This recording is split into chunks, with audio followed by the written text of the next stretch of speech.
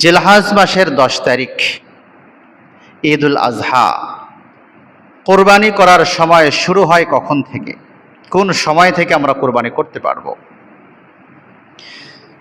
যে সমস্ত এলাকায় জুমআ এবং ঈদের সালাত আদায় হয়, ওই সমস্ত এলাকায় ঈদের সালাতের আগে কোনো অবস্থাতেই কোরবানি করা যাবে না। যে সমস্ত এলাকায় জুমআ এবং ঈদের সালাত ওয়াজিব, এ সমস্ত এলাকায় ঈদের সালাতের আগে কোনো অবস্থাতেই কোরবানি করা যাবে না।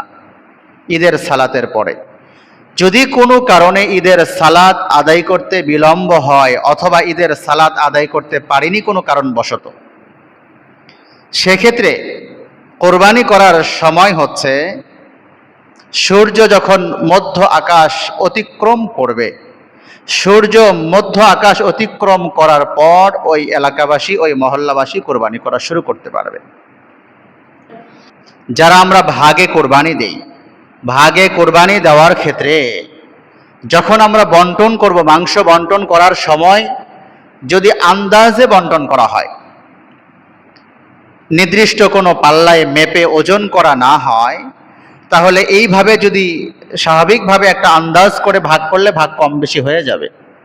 সেই ক্ষেত্রে কুরবানি আদায় হবে কিনা, আসলে নিয়ম হচ্ছে, বিশুদ্ধ নিয়ম হচ্ছে, যখন একাধিক ব্যক্তি কোরবানি দিবে, একাধিক ব্যক্তি কোরবানি দেওয়ার ক্ষেত্রে অবশ্যই একেবারে সম পরিমাণ, নির্দিষ্ট পরিমাণ বন্টন হওয়া উচিত, বন্টন হতে হবে।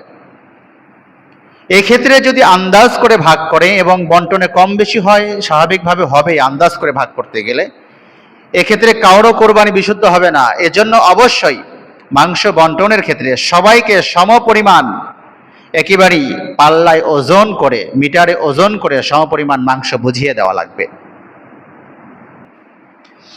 এরপরের প্রশ্ন হচ্ছে, শরিকদারদের মধ্যে যদি কারো টাকা আংশিক অথবা সম্পূর্ণ টাকা হারাম হয়, এরকম ব্যক্তির সাথে শরিক নিলে কোরবানি আদায় হবে কিনা। আমি বারবার একটা কথা বলে থাকি, কোরবানির শরিক নেওয়ার ক্ষেত্রে শরিকের চাইতে একাকী কোরবানি দেওয়া সব দিক থেকে মিলিয়েই উত্তম, যেহেতু আমি আমার নিয়াতটা জাজ করতে পারবো। সেক্ষেত্রে যখন এরকম কোনো ব্যক্তিকে শরিক নিয়েছি, যে ব্যক্তি সম্পর্কে আমার জানা আছে তার সম্পূর্ণ ইনকাম হালাল নয়, হালাল এবং হারাম মিশ্রিতভাবে যদি ইনকাম কারো থাকে, এই ক্ষেত্রে হারামের চাইতে হালালের ভাগ বেশি থাকে। হারামের চাইতে হালালের ভাগ যদি বেশি থাকে, এমন ব্যক্তিকে যদি শরিক নেওয়া যায় তাহলে কোরবানি আদায় হবে। অর্থাৎ 7 জনের মধ্যে 2-1 ব্যক্তির ইনকাম হালালের সঙ্গে হারাম মিশ্রিত, তবে হালালের পরিমাণ বেশি, হারামের তুলনায় হালাল অংশটাই বেশি, এরকম যদি হয়, এরকম ব্যক্তিকে কোরবানির অংশে শরিক নিলে কোরবানি আদায় হবে। তবে যদি এরকম হয় সম্পূর্ণটাই হারাম অথবা হালালের চাইতে হারামের অংশ বেশি, এরকম ব্যক্তিকে যদি কেউ শরিক নেয়, তাহলে সেই ক্ষেত্রে যে 7 জন শরিক হইল অথবা 6 জন, 5 জন, 4 জন হইল, কারো কোরবানি আদায় হবে না। এরপরের প্রশ্ন হচ্ছে, গরু, মহিষ, উট এই প্রাণীগুলো কোরবানির নিয়াতে ক্রয় করেছে, ক্রয় করার পরে অন্য কোনো ব্যক্তিকে সেখানে শরিক করতে পারবে কিনা।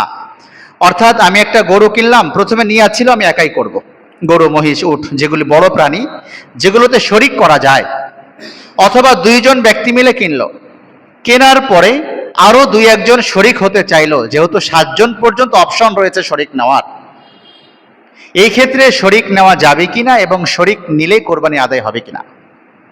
যদিও কোরবানির পশু ক্রয় করার সময় একাই কিনেছে, শরিক নেওয়ার নিয়াত ছিল না, অথবা 2-3 জন মিলে কিনেছে, অন্য কাউকে শরিক নেওয়ার নিয়াত ছিল না, যদি পরবর্তী সময় কেউ শরিক হতে চায় এবং শরিক নেয়, যেহেতু সর্বোচ্চ 7টা ভাগ নেওয়ার অপশন রয়েছে, এক্ষেত্রে শরিক নিতে পারবে এবং সকলের কোরবানি আদায় হয়ে যাবে।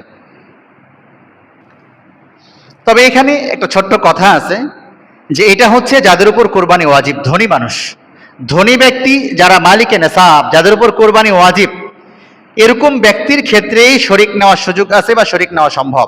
কিন্তু গরিব ব্যক্তি যদি হয়, গরিব মানুষ যার উপর কোরবানি ওয়াজিব হয়ইনি, এরকম ব্যক্তি যদি কোরবানির নিয়াতে পশু ক্রয় করে ফেলে, একটা মহিষ, গরু, উট একাই কিনেছে অথচ কোরবানি ওয়াজিব ছিল না, কোরবানি ওয়াজিব ছিল না, ধার করে বা কোনো মাধ্যমে ব্যবস্থা করে কিনেছে, এরকম ব্যক্তি পরবর্তী সময় অন্য কাউকে তার এই বড় পশুতে শরিক করতে পারবে না।